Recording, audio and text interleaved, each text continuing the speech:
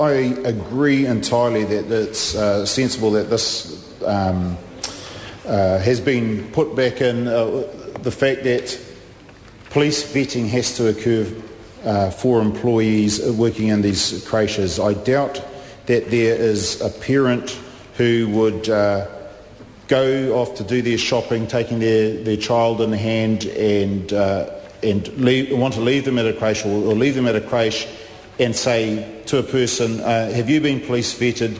I want to know if you've been had any convictions for child abuse, because nobody would say yes. And so this is a protection that I think is necessary.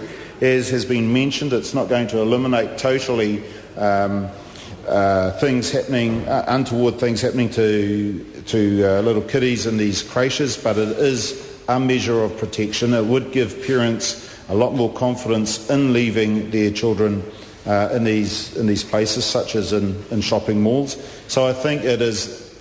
Well, I'm grateful that this has occurred, that there's been some sort of compromise, and this has been this protection has been given back to these kids.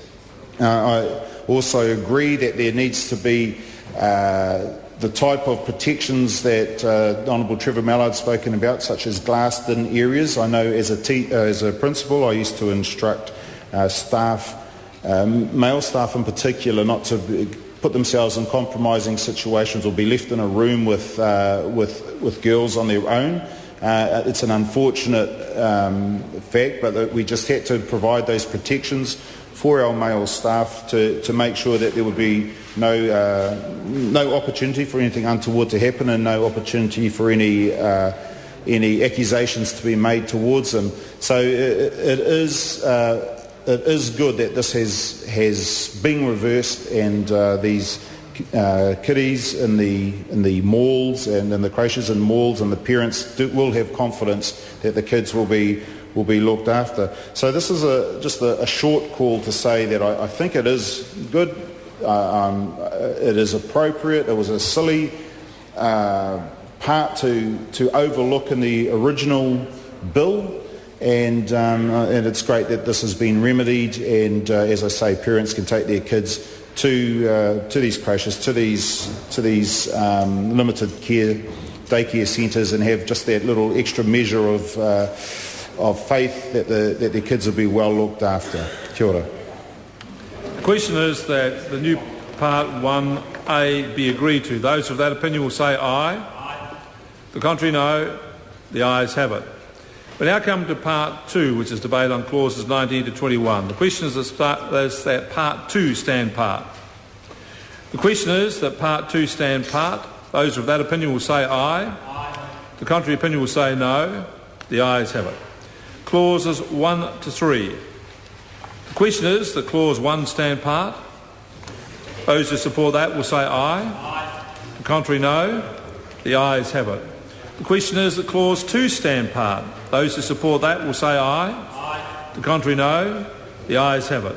The question is that Clause 3 stand part. Those who support that will say aye. Aye. The contrary, no. The ayes have it.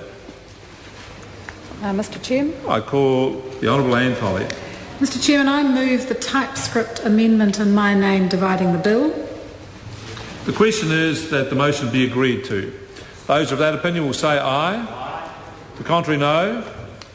The ayes have it. The motion is agreed to. I will now report this bill with amendment and so divided.